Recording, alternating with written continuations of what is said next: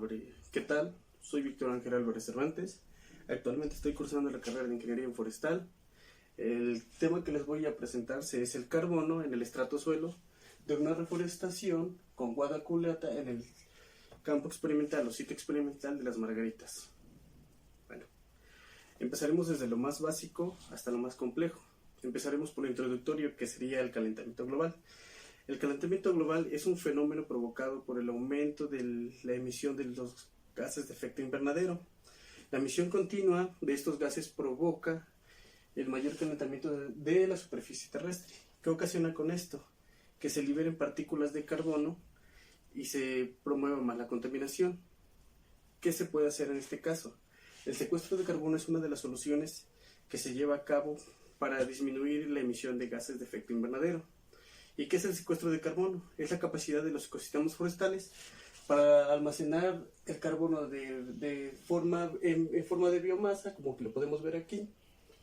Y esto va a depender de la composición florística del ecosistema. No va a capturar el mismo carbono una selva que un desierto. Bueno, en este caso tenemos enfocado el bambú y la captura de carbono que hay en el suelo de esta reforestación. Bueno, existen tres depósitos principales en esta reforestación. Empezamos por lo que ya habíamos comentado, por la parte alta, que sería la reserva de carbono de biomasa.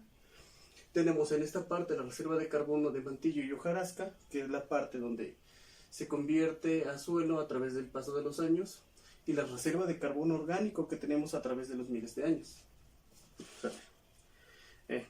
En México, la legislación correspondiente en materia de cuantificación y monitoreo de los acervos de carbono es la norma 173/2015.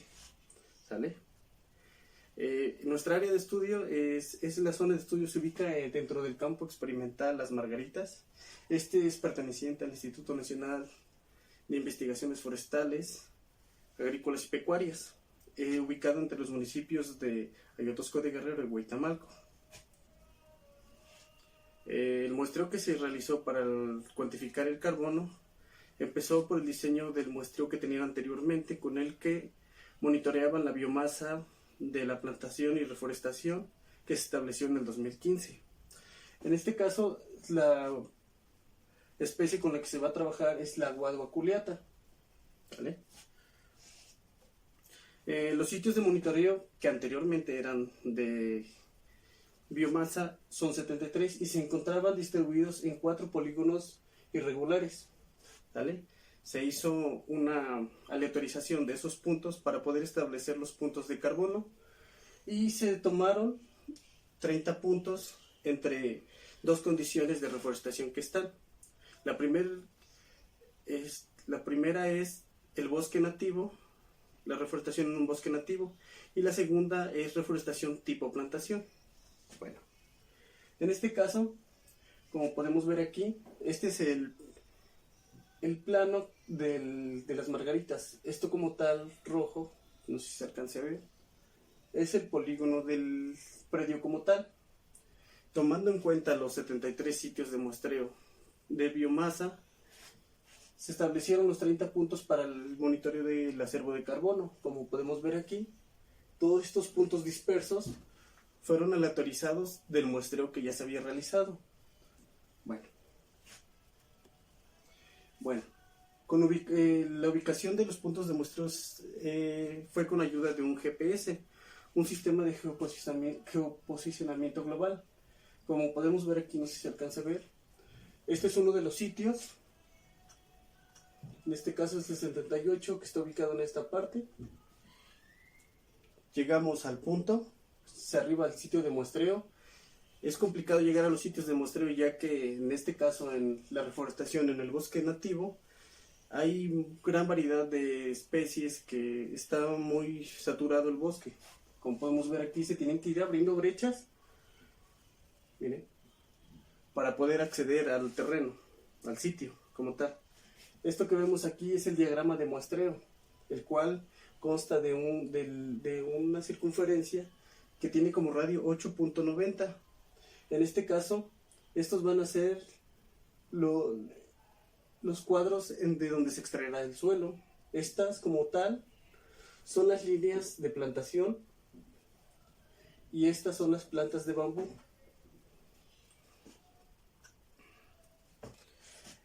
La delimitación del sitio. Una vez que se delimita, que se llega al punto de muestreo, se delimita. Ponemos en el centro ya sea tubo, un pedazo de rama o algo. Y nos ubicamos con ayuda de, en este caso utilizamos un clinómetro Sunto que contiene una brújula. Ubicamos el norte como principal objetivo y ubicamos las líneas de plantación y las plantas de bambú como tal. En caso de no existir plantas de acuerdo a las líneas de plantación, porque en la reforestación pueden ser suprimidas por los demás árboles, proseguimos a buscar la planta próxima. En este caso, una vez está ubicada la planta de bambú, se pone el cuadro rígido del cual se va a extraer la muestra de suelo. Aquí, como pueden ver, se está extrayendo la muestra de suelo y se pesa. Esto se pesa para obtener el peso fresco que se tiene en campo, por razones que se verán a continuación. En este caso, el suelo extraído se divide en 4 partes. Aquí lo podemos ver, ya está en 2 partes. Se divide en otras 2 partes, aquí simétricamente, para poder extraer de aquí la muestra. Se le separan piedras y raíces, como aquí lo están haciendo. Tenemos ayuda del personal del INIFAP, que son las personas que conocen más el campo, y nos ayudan a llegar a los puntos de muestreo y la práctica como tal. Para conocer más el volumen que se extrajo de suelo, se utiliza una bolsa de agua y se vierte para saber cuál es el volumen total que abarcaba esa tierra, porque podemos encontrar con dificultades que al momento de estar rascando encontramos piedras. Entonces eso hace que aumente el volumen. Para eso se utiliza el agua, para rectificar el volumen que se extrajo. En este caso, después de ir a recolectar las muestras a campo, se les etiqueta, se pesa otra vez antes de meter a la estufa, que prosigue el secado, se pesa otra vez y se mete a la estufa a una temperatura de 100. Bueno, para eso antes se le asignan unas etiquetas y se pesa antes de entrar otra vez de entrar a la estufa. Se seca a una temperatura de 105 grados centígrados por 72 horas. Se llevó una bitácora de secado en la cual los primeros sitios preliminares se metieron las primeras muestras y se estuvo monitoreando cada 24 horas para ver qué tanto descendían en esas 24 horas. Alcanzó un peso constante hasta las 72 horas, entonces por eso se estufa a una temperatura de 105 grados por 72 horas.